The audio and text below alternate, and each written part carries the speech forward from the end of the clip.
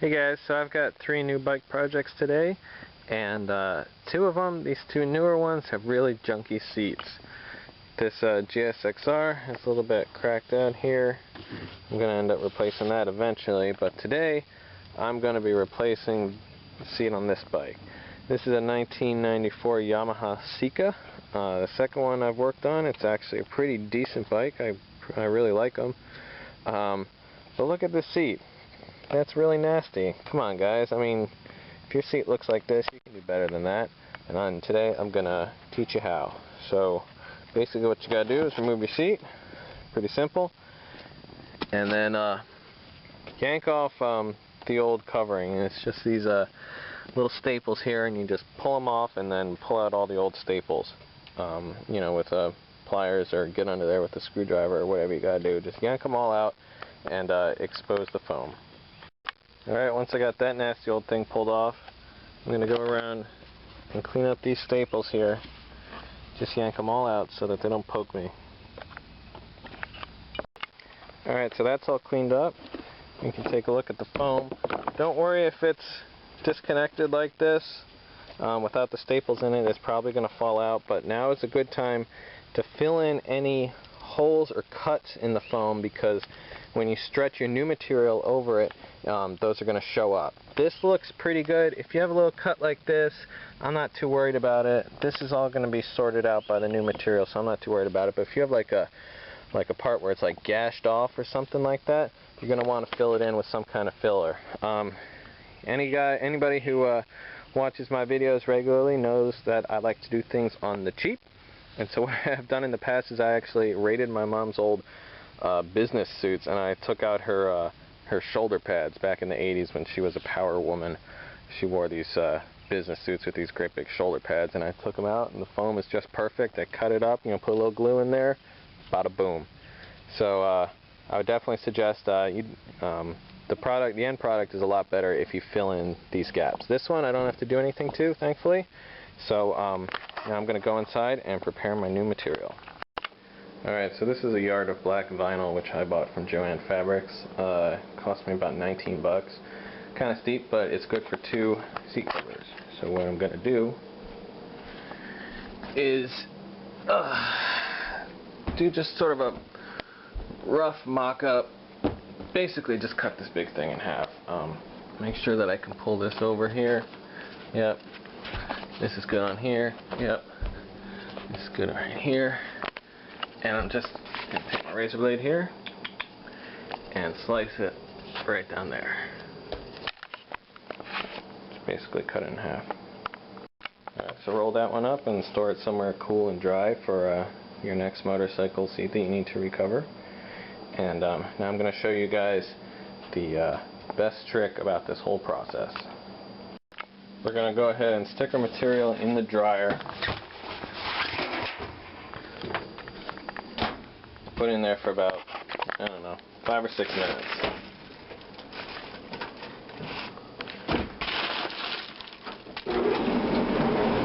There you go, just to warm it up. And while it's warming up, I go outside, find my spray adhesive. This you can also get at Joann Fabrics. It costs like $1.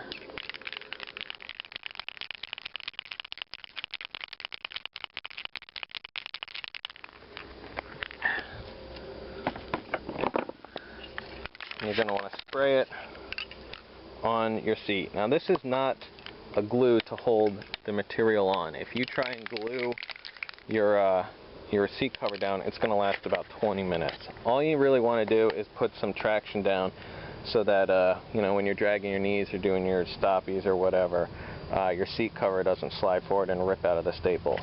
So just going to take this glue, give a good spray down, and go inside and go on to the next step.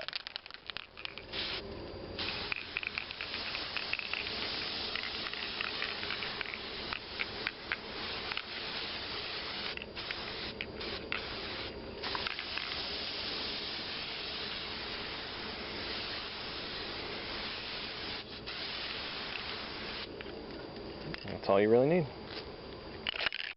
Alright, now to staple the material onto the seat, I use two different size staples. I mainly use my 8mm staples, but if I need to go through 2 or more layers of the material, I'll use my 12mm. The reason I don't use 12mm for the whole thing is that they can sometimes be too long, and they will tend to poke up and poke you in the butt. So 8mm is good for just 1 layer, 12mm for 2 or more layers. I'm also going to take my hammer. Got my staple gun, should be already loaded with 8mm, and we're going to go inside and see how that thing is doing with in the dryer. Nice and toasty. You obviously don't want to cook it or melt it, but you want to get it so it's warm and it's nice and stretchy. What I like to do is I find a hard but non-abrasive surface, so I don't really use the carpet and I don't use the driveway. Because I don't want to damage the finish on the material, but my tile kitchen floor here is perfect. Hard non-abrasive surface, stick that on down there, I throw the seat on there, and just start stapling away. So, watch how this is kind of sticky. Just stick it right there. Then what I like to do is I go in from the sides, both sides here, and then I just sort of go around. I'll go around here, maybe do like 6 inches, and then do 6 inches up here, and then do here, and then do here, and then here, and here. And I just pull it tight and try and do it parallel on parallel sides, and just staple away. So I'll show you guys the process. So basically just try and get as many staples in as you can. Sometimes they go all the way in. Sometimes you can't really sink them. That's what your hammer is for. Take your sheet, slide it up like this.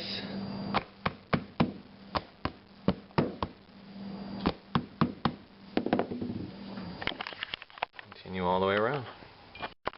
I'd say about 1 every 3 or 4 staples just refuses to sink at all, and in that case you just got to yank it out and put another one in. You know, that's why you need plenty of staples. Just keep at it.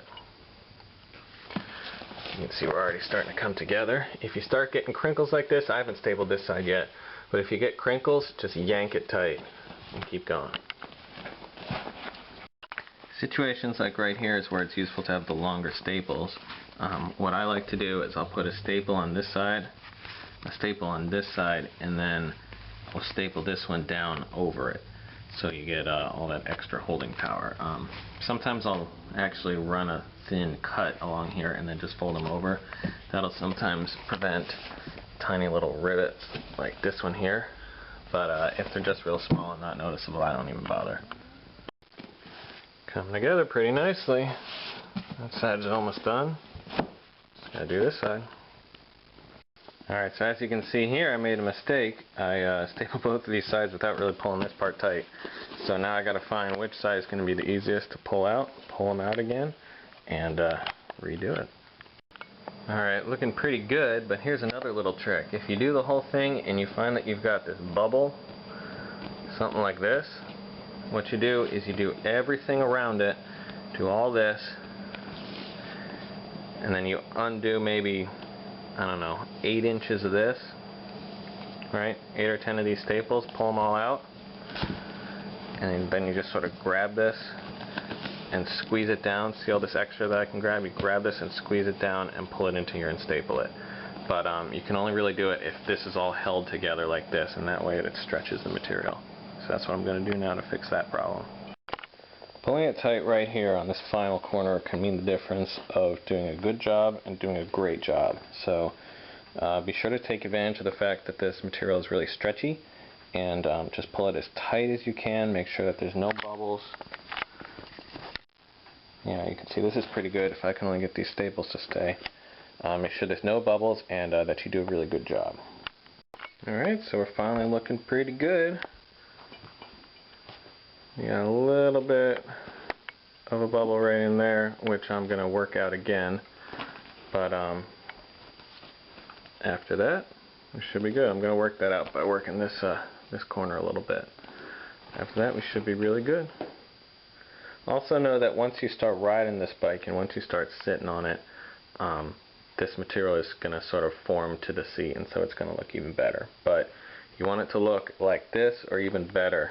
You want to, where's that little bubble? Yeah, I'm going to try and get that out. But